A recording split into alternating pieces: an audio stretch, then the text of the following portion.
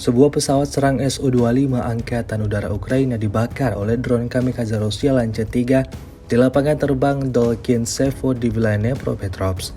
Rekamannya ramai beredar di media sosial Telegram pada Rabu 12 Juni 2024. Kementerian Pertahanan Rusia kembali melaporkan kerugian baru yang diderita oleh kelompok musuhnya, Angkatan Bersenjata Ukraina. Salah satu pesawat kebanggaannya hancur terbakar setelah dihantam drone militer Rusia seperti yang terlihat dalam rekaman.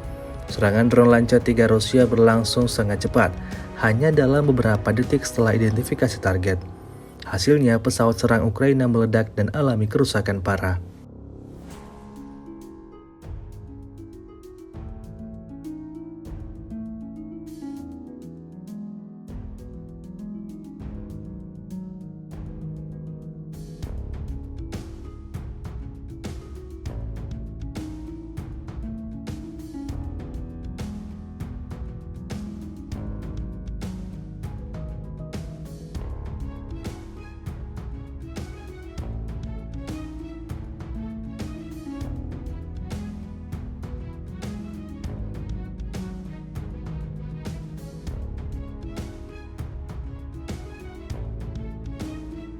Download Tribun X sekarang, menghadirkan lokal menjadi Indonesia.